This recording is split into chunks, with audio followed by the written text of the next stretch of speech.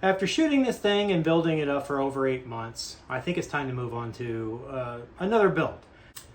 So I've got a little over 1,000 rounds in the Mac 9 now, and just want to share with you guys what all I did.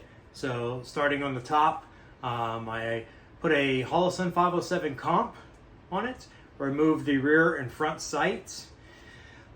Next up, I put a tungsten guide rod from EGW, Evolution Gunworks. I sprung it with a 10-pound recoil spring, I believe from Shooter's Connection.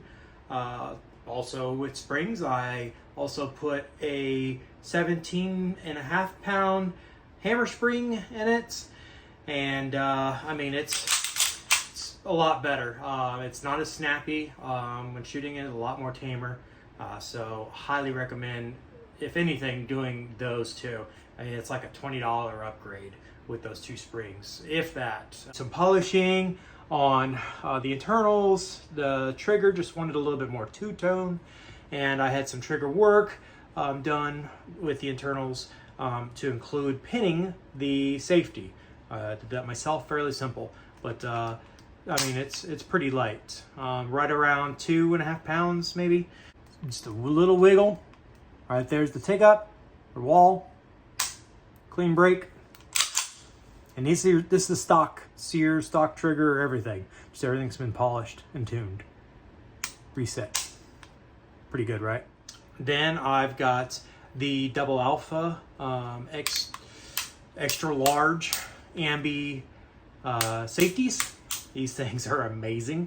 I mean, it really locks you in there perfectly because they're just so huge.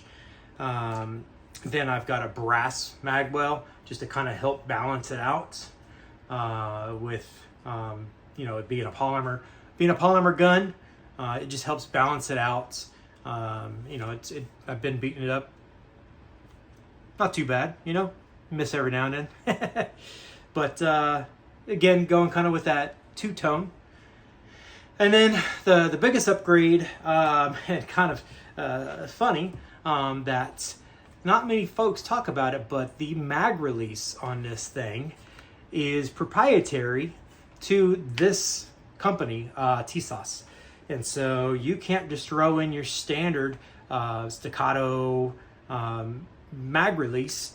You got to actually send this one off that's in the gun stock and get it drilled and tapped, which I had done by Rose Action Sports out of Kentucky, drilled and tapped.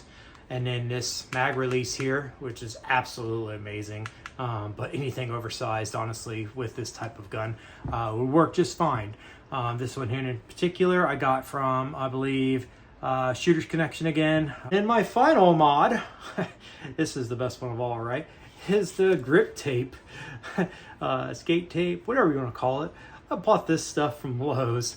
Got it in a big giant roll for like $12, and I mean, I've been using this stuff like crazy on everything. Pretty much the max you can do to one of these without having to upgrade the actual lower grip, and then you're talking big money. I mean, you're $700, $800, $900 for a lower grip.